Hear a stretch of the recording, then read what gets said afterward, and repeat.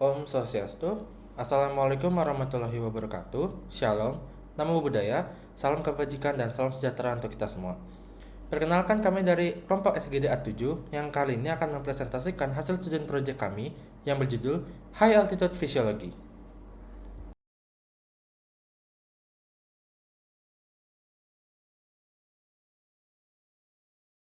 Kenalkan, nama saya Imade Adiatma Krisna Jaya dengan 3 digit NIM terakhir saya 155. Saya akan menjelaskan terkait latar belakang penulisan student project kami. Pada ketinggian tinggi, tubuh manusia akan mengalami hipoksia atau kekurangan oksigen di jaringan karena penurunan tekanan parsial oksigen yang dapat mengganggu fungsi sistem respirasi, kardiovaskular, dan saraf pusat. Tubuh merespons dengan adaptasi akut dan juga jangka panjang untuk mempertahankan suplai oksigen. Contohnya seperti pada populasi di Himalaya dan Andes yang mengalami perubahan struktural dan fisiologis guna mendukung transportasi oksigen. Pemahaman tentang adaptasi ini tidak hanya relevan secara teoritis, tetapi juga akan bermanfaat dalam ranah klinis, terutama untuk penanganan penyakit terkait hipoksia, seperti penyakit paru obstruktif kronis dan penyakit jantung iskemik. Penelitian mengenai fisiologi ketinggian tinggi ini menjadi sangat penting untuk pengembangan terapi dan strategi pencegahan terkait kesehatan, mengingat tingginya minat pada eksplorasi di lingkungan ekstrim ini.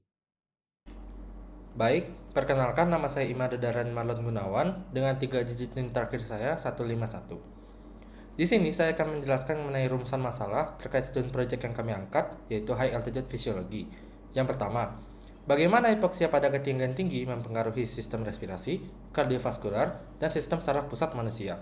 Kedua, apa saja perubahan fisiologis yang terjadi pada tubuh dalam merespons dan beradaptasi terhadap kondisi ketinggian tinggi. Yang ketiga, bagaimana adaptasi fisiologis jangka panjang memungkinkan populasi yang tinggal di dataran tinggi untuk bertahan hidup dalam kondisi tekanan oksigen rendah. Adapun tujuan penulisan dari student project ini, kami bagi menjadi dua, tujuan umum dan tujuan khusus. Yang pertama adalah tujuan umum, meningkatkan pemahaman tentang adaptasi tubuh manusia terhadap hipoksia di ketinggian tinggi. Kedua, menggali lebih dalam mengenai interaksi antara faktor lingkungan dan kesehatan manusia, serta implikasinya dalam konteks klinis dan biomedis. Ketiga, mendorong penelitian lebih lanjut dalam bidang high altitude physiology untuk memperkaya literatur ilmiah dan memberikan dasar bagi studi-studi masa depan. Lalu yang kedua ada tujuan khusus. Pertama, menjelaskan dampak hipoksia pada sistem respirasi, kardiovaskular, dan sistem saraf pusat yang terjadi pada tubuh saat berada di ketinggian tinggi. Kedua, mengidentifikasi perubahan fisiologis tubuh dalam respon kondisi tekanan oksigen rendah di ketinggian tinggi. Ketiga, menjelaskan mekanisme adaptasi fisiologis jangka panjang pada populasi yang tinggal di dataran tinggi untuk bertahan dalam kondisi hipoksia kronis. Lanjut ke manfaat penulisan. Ada dua manfaat penulisan yang kami ambil, manfaat teoritis dan manfaat praktis. Pertama, memperoleh wawasan baru tentang adaptasi tubuh manusia terhadap hipoksia. Kedua, menjadi landasan bagi penelitian lebih lanjut mengenai interaksi antara faktor lingkungan dan kesehatan manusia. Ketiga, memberikan implikasi dalam konteks klinis dan epidemiologis terkait kesehatan di tingkat tinggi. Selanjutnya, manfaat praktis. Pertama, memberikan informasi yang berguna bagi tenaga medis dalam memahami dampak hipoksia di ketinggian tinggi dan respons tubuh terhadap kondisi ini. Kedua, menyediakan dasar bagi pengembangan strategi medis dalam mengelola kondisi hipoksia, terutama bagi pasien dengan penyakit respirasi atau kardiovaskular. Ketiga, mendukung pemahaman masyarakat umum mengenai pentingnya adaptasi tubuh terhadap kondisi ketinggian, terutama bagi mereka yang berencana beraktivitas di wilayah dataran tinggi. Keempat, menjadi acuan bagi peneliti dan profesional kesehatan dalam menangani pasien yang mengalami kondisi serupa dengan hipoksia ketinggian tinggi. Baik, selanjutnya kami akan membahas mengenai definisi ketinggian. Namun sebelum itu, perkenalkan nama saya Wilson Wiharjo dengan 3 digit NIM terakhir 169. Pada umumnya, ketinggian tinggi didefinisikan sebagai elevasi di atas 1.500 meter di atas permukaan laut. Ketinggian sangat tinggi terjadi di elevasi di atas 3.500 meter di atas permukaan laut, dan ketinggian ekstrim pada 5.400 meter di atas permukaan laut. Selanjutnya, kami akan membicarakan mengenai hubungan ketinggian dengan kondisi lingkungan. Ketinggian memiliki pengaruh yang signifikan terhadap kondisi lingkungan, mempengaruhi berbagai aspek, baik fisik maupun biologis. Beberapa contoh dari perubahan tersebut adalah sebagai berikut. Pertama, seiring dengan peningkatan ketinggian suatu lingkungan, suhu lingkungan tersebut akan cenderung menurun, sekitar sebesar 6,5 derajat Celcius setiap 1000 meter. Dari perhitungan tersebut bisa disimpulkan bahwa pada ketinggian tinggi yaitu 1500 meter, suhu akan mencapai 20,25 derajat Celcius. Pada ketinggian sangat tinggi atau 3500 meter, suhu akan mencapai 7,25 derajat Celcius. Dan pada ketinggian ekstrim yaitu 6500 meter, suhu bisa mencapai minus 12,25 derajat Celcius. Kedua, serupa dengan perubahan pada suhu, tekanan udara juga akan berkurang seiring dengan peningkatan elevasi pada suatu lingkungan. Hal ini bisa terjadi karena menurunnya gaya gravitasi juga berkurangnya kerapatan udara. Menurunnya kerapatan udara juga berarti berkurangnya kadar oksigen yang dapat dihirup pada udara sekitar. Selanjutnya, saya akan berbicara mengenai dampak kondisi ketinggian pada kondisi fisiologis manusia. Lingkungan dengan ketinggian ekstrim memiliki banyak sekali perbedaan dengan lingkungan di mana manusia bertumbuh dan berkembang. Pada dalam lingkungan dengan kondisi ketinggian ekstrim pastinya akan menyebabkan berbagai dampak signifikan terhadap kondisi fisiologis manusia. Berikut adalah beberapa dampak yang bisa ditemui pada manusia dalam lingkungan dengan ketinggian ekstrim. Yang pertama, penurunan suhu pada lingkungan sekitar akan membuat tubuh kehilangan panas lebih cepat daripada apa yang bisa dihasilkan. Oleh karena itu, tubuh akan mencoba menghasilkan lebih banyak panas dengan cara menggigil, dan tubuh juga akan mencoba untuk mencegah kehilangan panas tubuh dengan cara mengurangi peredaran darah pada permukaan kulit, yang akan mengurangi hilangnya panas tubuh akibat konduksi dan konveksi. Seiring dengan menurunnya suhu tubuh, maka kinerja fisiologis tubuh manusia juga akan menurun.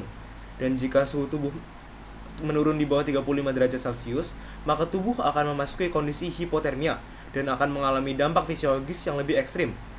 Gejala awal hipotermia adalah menggigil dan kepucatan akibat berkurangnya aliran darah pada permukaan kulit. Sedangkan pada kondisi yang lebih parah, hipotermia bisa menyebabkan kurangnya darah pada ekstremitas seperti jari tangan dan kaki, atau yang bisa disebut dengan frostbite, kehilangan kesadaran, bahkan kematian jika tidak ditangani dengan baik. Kondisi ini biasa ditemukan pada orang-orang yang hidup di lingkungan yang dengan suhu yang rendah, dan bisa diatasi dengan menggunakan pakaian tebal yang mampu mencegah panas tubuh untuk keluar, serta mencegah suhu lingkungan yang dingin untuk mencapai tubuh. Kedua, sama seperti penurunan suhu, penurunan tekanan udara juga akan menyebabkan berbagai dampak yang signifikan terhadap kondisi fisiologis manusia. Penurunan tekanan udara akan menyebabkan disipasi kadar oksigen yang tersedia dalam udara untuk dihirup. Hal ini seringkali menyebabkan gejala yang biasa dikenali sebagai altitude sickness, yang mencakup sakit kepala, kesusahan untuk beristirahat, mual, dan sesak napas. Penurunan tekanan udara juga dapat mempengaruhi sistem pernafasan manusia, di mana tubuh akan kesulitan untuk menarik oksigen dari lingkungan secara efisien. Kondisi-kondisi ini dapat meningkatkan kesempatan terjadinya kondisi hipoksia, sebuah kondisi di mana kadar oksigen di dalam jaringan tubuh mengalami penurunan yang signifikan yang dapat menyebabkan berbagai dampak yang lebih ekstrim, seperti lemas, pandangan yang kabur, kebiruan pada ekstremitas atau cyanosis, kebingungan, kehilangan kesadaran, bahkan kematian jika tidak ditangani dengan cepat. Hal ini awam terjadi pada pendaki yang mendaki pada ketinggian ekstrim dan biasa dapat ditangani dengan membawa tabung oksigen untuk digunakan ketika diperlukan. Baik, perkenalkan, nama saya Nimade Rahyu Inta Purnamasari dengan 3 digit NIM terakhir 159. Di sini saya akan menjelaskan efek tekanan oksigen rendah pada tubuh. Tekanan oksigen rendah atau hipoksia terjadi ketika oksigen yang tersedia untuk jaringan dan organ tidak mencukupi, yang dapat menyebabkan berbagai perubahan fisiologis dan komplikasi kesehatan. Memahami efek dari rendahnya kadar oksigen sangat penting untuk mendiagnosis dan mengelola kondisi yang dapat menyebabkan hipoksia. Selanjutnya, ketika tubuh mengalami tekanan oksigen rendah, tubuh akan memberikan beberapa respon fisiologis sebagai bentuk usaha dalam mempertahankan hemostatis tubuh. Tubuh berusaha mengimbangi kadar oksigen rendah dengan meningkatkan laju dan kedalaman pernafasan untuk meningkatkan pasokan oksigen ke tubuh pada ketinggian tinggi atau high altitude. Lalu, untuk mengantarkan lebih banyak oksigen ke jaringan tubuh agar tetap dapat melakukan respirasi seluler. Denyut jantung akan ditingkatkan agar aliran darah dapat dipercepat sehingga membuat aliran oksigen sampai lebih cepat ke jaringan pada seluruh tubuh. Jadi di sini saya akan menjelaskan hipoksia pada sistem respirasi. Hipoksia adalah kondisi yang ditandai dengan ketersediaan oksigen yang tidak mencukupi di jaringan, yang dapat secara signifikan mengganggu metabolisme dan fungsi seluler. Dalam sistem pernafasan, hipoksia dapat terjadi dari berbagai mekanisme dan respon fisiologis. Penjelasan ini menggali aspek fisiologis hipoksia dengan menyoroti jenis, penyebab, dan mekanisme adaptif tubuh. Pusat kendali pernapasan di batang otak mengatur pola pernapasan sebagai respon terhadap perubahan kadar oksigen dan karbon dioksida. Hipoksia ini juga memicu vasokonstriksi pulmonal, yaitu respon fisiologis untuk di mana pembuluh darah di paru-paru menyempit untuk mengalihkan aliran darah dari area yang tidak terventilasi, memastikan area paru-paru yang kaya oksigen menerima aliran darah yang memadai untuk pertukaran gas. Contohnya ketika seorang berada di ketinggian tinggi yang menyebabkan mereka mengalami hipoksia, tubuh mereka akan melakukan adaptasi sistemik seperti meningkatkan denyut jantung yang bertujuan untuk mempertahankan pengiriman oksigen ke jaringan. Denyut jantung meningkat sebagai mekanisme kompensasi dari usaha pertahanan tubuh atas kurangnya kadar oksigen pada ketinggian tinggi. Terima kasih. Selanjutnya perkenalkan, nama saya Desyana Restuanisa dengan NIM 24025111157. Nah, saat terjadinya hipoksia di dataran tinggi, salah satu sistem yang sangat bekerja keras adalah sistem kardiovaskuler. Pada adaptasi awal, denyut dan curah jantung akan meningkat. Hal ini merupakan respons refleks melalui aktivasi sistem adrenergik untuk mempercepat suplai oksigen ke seluruh tubuh. Selanjutnya akan terjadi redistribusi aliran darah, yaitu darah beroksigen akan diprioritaskan untuk mensuplai organ vital terlebih dahulu seperti otak dan jantung. Nah, apabila hipoksia terjadi selama jangka panjang, akan terjadi adaptasi kronis. Di sini akan terjadi peningkatan sel darah merah untuk memperbesar kapasitas angkut oksigen. Tapi dengan terjadinya ini, akibatnya darah akan menjadi lebih kental, sehingga akan meningkatkan beban ventrikel kanan yang akhirnya akan menyebabkan hipertrofi ventrikel kanan, karena ventrikel kanan akan lebih berat untuk memompa darah yang lebih kental. Nah, selanjutnya akan terjadi hipertensi pulmonal, yaitu vasokonstriksi di pembuluh paru untuk meningkatkan tekanan arteri pulmonalis. Jadi hal ini juga mengakibatkan menambahnya beban jantung kanan dan meningkatkan resiko gagal jantung kanan. Seperti itu. Saya Lintang Dewi Syadi dengan digit NIM akhir 165. Di sini saya akan melanjutkan terkait hipoksia pada sistem saraf pusat. Hipoksia juga dapat mempengaruhi sistem saraf pusat. Salah satunya yaitu sensitivitas otak terhadap hipoksia.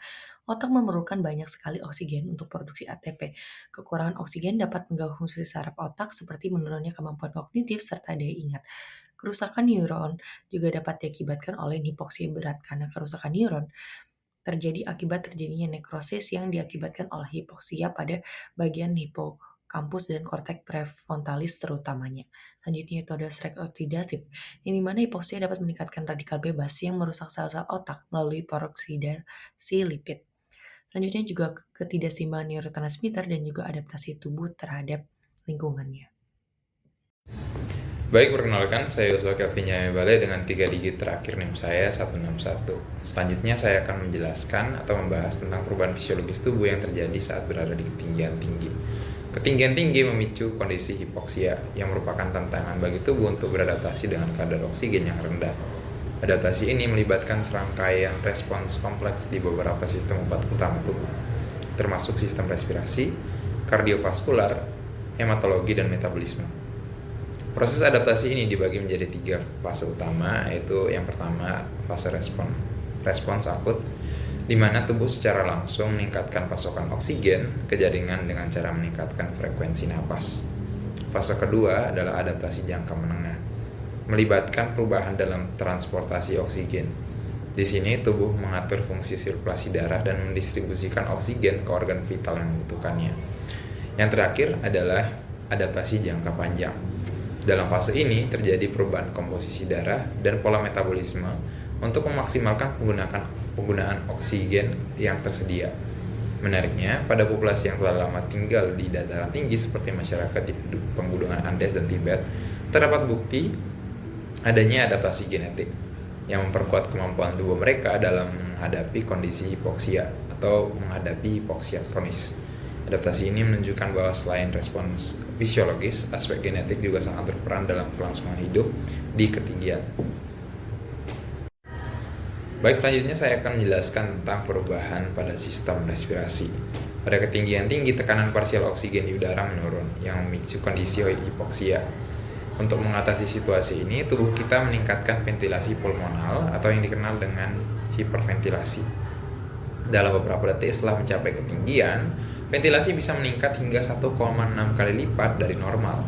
Proses ini dipicu oleh kemoreseptor yang berada di arteri, terutama yang berada di tubuh karotid dan aorta, yang mendeteksi kadar oksigen dalam darah. Namun, peningkatan ventilasi ini menyebabkan penurunan kadar karbon dioksida dalam darah yang dapat menghasilkan alkalosis respiratory. Pada awalnya kondisi ini menghambat pusat respirasi di batang otak, namun setelah 2 hingga 5 hari tubuh kita beradaptasi dengan mengurangi konsentrasi bikarbonat dalam cairan cerebrospinal sehingga pusat respirasi menjadi lebih responsif terhadap rangsangan hipoksia. Kapasitas difusi oksigen di membran pulmonal juga meningkat pada ketinggian tinggi. Hal ini terjadi karena volume darah kapiler pulmonal bertambah, meningkatkan area permukaan untuk difusi oksigen. Selain itu, volume udara paru-paru yang meningkat membantu memperluas area permukaan alveolus yang memungkinkan aliran darah ke bagian atas paru-paru. Namun, hipoksia juga menyebabkan otot-otot pernapasan, terutama diafragma, bekerja lebih keras. Peningkatan resistensi jalan napas dan penurunan elastisitas paru-paru memaksa otot-otot ini untuk berfungsi lebih intensif. Jika tubuh tidak terbiasa atau jika hipoksia berlangsung lama, kelelahan otot pernapasan dapat terjadi. Dengan demikian, adaptasi ini sangat penting untuk mempertahankan kadar oksigen dalam darah dan menjaga fungsi tubuh.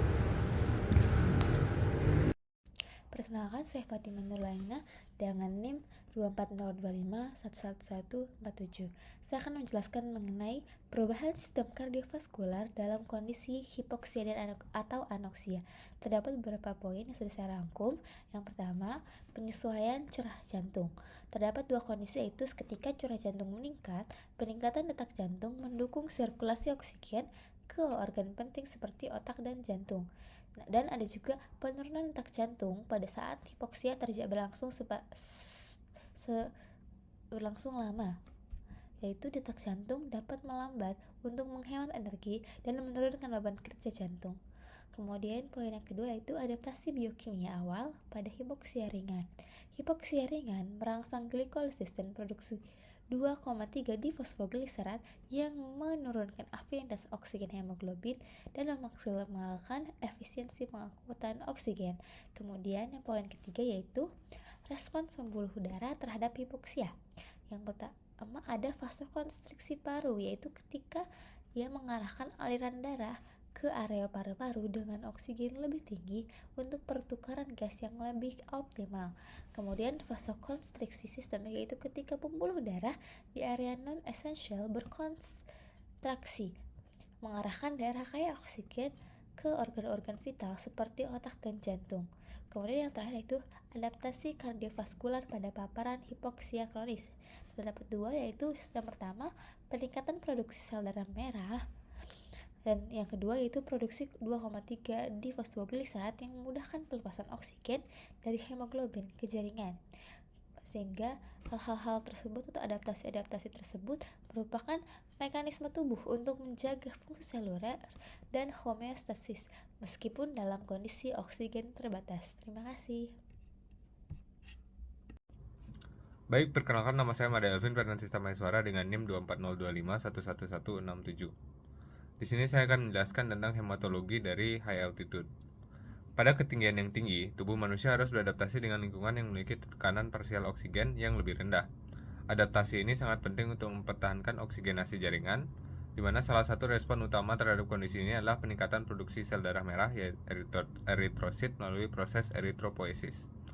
Ketika seorang berada di lingkungan dengan kadar oksigen yang rendah, hipoksia alveolar merangsang sel-sel di ginjal untuk meningkatkan produksi eritropoietin atau EPO, yang merupakan hormon berfungsi untuk merangsang sumsum tulang untuk memproduksi lebih banyak eritrosit.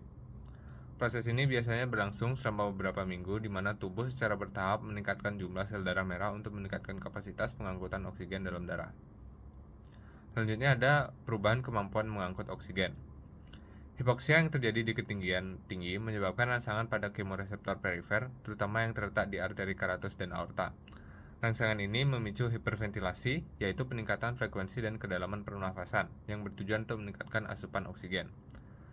Selama fase aklimatasi ini, individu dapat mengalami peningkatan ventilasi paru-paru hingga 50% dari tingkat normal. Selain itu, VO2 max, atau ukuran kemampuan tubuh untuk mengangkut dan menggerakkan oksigen, dapat menurun seiring peningkatannya ketinggian.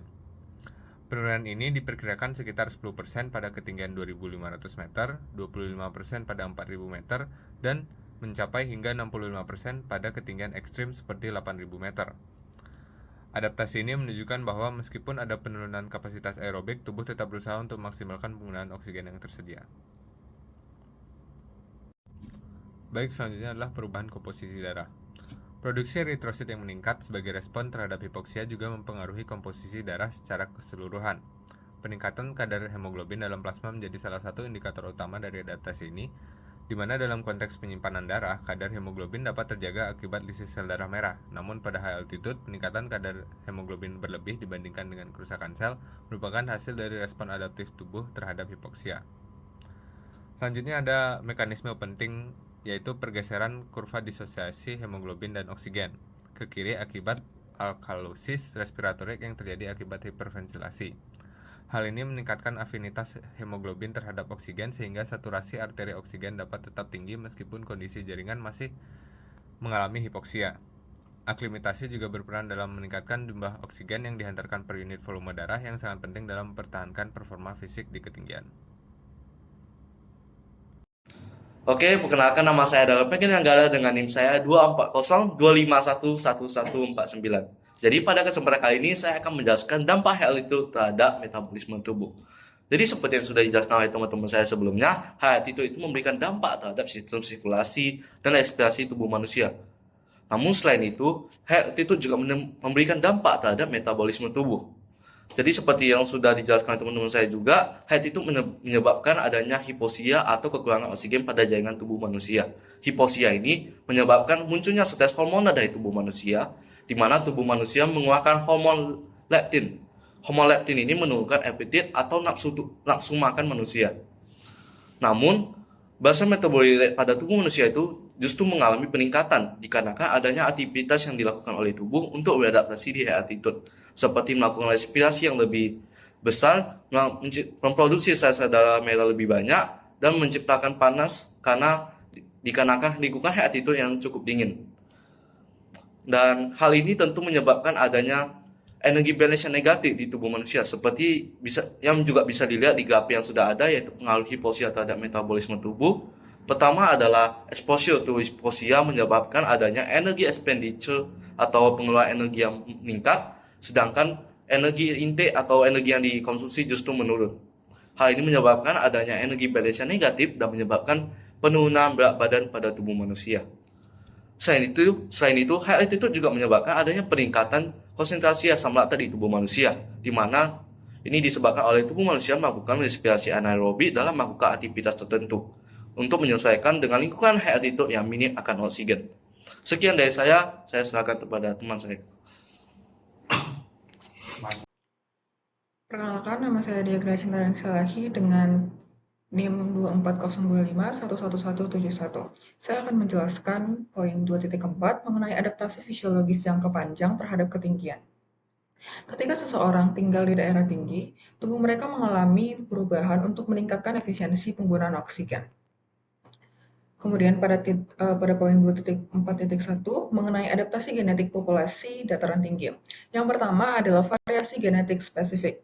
Ada EGLNI1 untuk mengatur respon tubuh terhadap hipoksia dan juga ada PPARA yang berperan dalam metabolisme lipid dan juga energi. Yang kedua adalah kadar hemoglobin, di mana orang Tibet memiliki kadar hemoglobin yang lebih rendah dibandingkan populasi orang yang hidup di daerah dataran rendah. Kemudian, meski kadar hemoglobin rendah, tapi mereka itu tetap mampu untuk mempertahankan saturasi oksigen yang optimal. Kemudian yang ketiga adalah mekanisme kontrol hemoglobin, di mana adaptasi genetik memungkinkan kontrol yang efektif terhadap kadar dari hemoglobin. Dan ini membantu mencegah efek negatif dari hipoksia. Yang keempat, keunggulan adaptasi. Individu dari kelompok etnis Tibet dapat beradaptasi dengan baik di ketinggian tanpa mengalami gejala penyakit ketinggian yang umum. Adaptasi ini menunjukkan keberhasilan evolusi dalam menghadapi tantangan lingkungan. Yang kelima adalah pola adaptasi di populasi dataran tinggi lain. Individu di wilayah dataran tinggi lain juga memiliki mutasi genetik yang sama dengan orang Tibet, di mana mereka tuh mampu meningkatkan jumlah sel darah merah. Ini menegaskan bahwa adaptasi genetik terjadi di berbagai kelompok etnis yang hidup di lingkungan dengan oksigen rendah. Terima kasih. Perkenalkan, nama saya Trisna Adi Simulangkir dengan NIM 24052511163. Pada kesempatan kali ini, saya akan menjelaskan mengenai adaptasi sistemik terhadap hipoksia jangka panjang. Hipoksia adalah kondisi di mana jaringan tubuh tidak mendapatkan oksigen yang cukup dan dapat menyebabkan dampak fisiologis dan patologis. Adaptasi sistemik terhadap hipoksia jangka panjang melibatkan beberapa mekanisme yang kompleks yang bertujuan untuk mempertahankan fungsi sel dan organ meskipun dalam keadaan kurang oksigen. Beberapa adaptasi sistemik terhadap hipoksia jangka panjang antara lain sebagai berikut. Yang pertama, sensitivitas sel terhadap hipoksia. Sel-sel berbeda menunjukkan sensitivitas yang bervariasi terhadap kematian sel akibat hipoksia. Yang kedua adalah kebutuhan energi sel. Kekurangan oksigen menghambat sistem transportasi ion berpotensi menyebabkan kematian sel. Yang ketiga ada hiperventilasi. Selanjutnya ada peralihan metabolisme energi, di mana sel-sel beralih dari respirasi mitokondria ke glikolisis untuk memenuhi kebutuhan energi. Glikolisis yang meskipun kurang efisien, dapat tetap memproduksi ATP dengan glukosa yang cukup. Yang terakhir ada adaptasi fisiologis lainnya, seperti peningkatan jumlah enzim, mitokondria, dan densitas kapiler, terutama di otot skeletal dan jantung.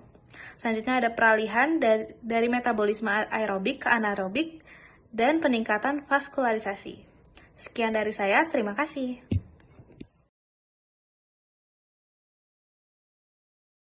Baik, jadi perkenalkan semuanya, nama saya Nicholas Alexis Hanatra dengan 3 digit NIM terakhir 153. Dan sekarang saya akan menyampaikan kesimpulan dari student project kami. Nah, jadi ada 4 rumusan masalah, maka ada 4 yang akan saya berikan kesimpulan. Yaitu yang pertama, pengaruh hipoksia pada sistem tubuh. Intinya, hipoksia itu di ketinggian tinggi mengganggu sistem respirasi, kardiovaskular, dan juga saraf pusat, dan juga menurunkan tekanan parsial oksigen yang sehingga mengganggu metabolisme sel gitu. Lalu untuk yang kedua yaitu perubahan fisiologis dalam adaptasi. Nah, jadi intinya tubuh akan beradaptasi terhadap hipoksia dengan meningkatkan produksi sel darah merah dan juga vasokonstriksi pulmonal gitu. Lalu yang ketiga, adaptasi jangka panjang pada populasi dataran tinggi. Intinya populasi dataran tinggi menunjukkan adaptasi struktural dan fisiologis jangka panjang sesuai data gitu untuk bertahan hidup dalam kondisi tekanan oksigen rendah. Nah, yang terakhir, pentingnya pemahaman high altitude physiology itu mengapa penting? Karena kita perlu untuk mengelola kondisi medis terkait hipoksia dan juga pengembangan strategi pencegahan yang efektif gitu. Nah, mungkin sekian dari saya, terima kasih. Baik, sekian presentasi dari kelompok SGD A7 mengenai student project yang berjudul High Altitude Physiology. Kami mohon maaf apabila terdapat kesalahan kata. Kami tutup dengan Paramasanti. Om Santi Santi Santi Om. Wassalamualaikum warahmatullahi wabarakatuh. Shalom, namo buddhaya, salam sehat dan salam sejahtera bagi kita semua.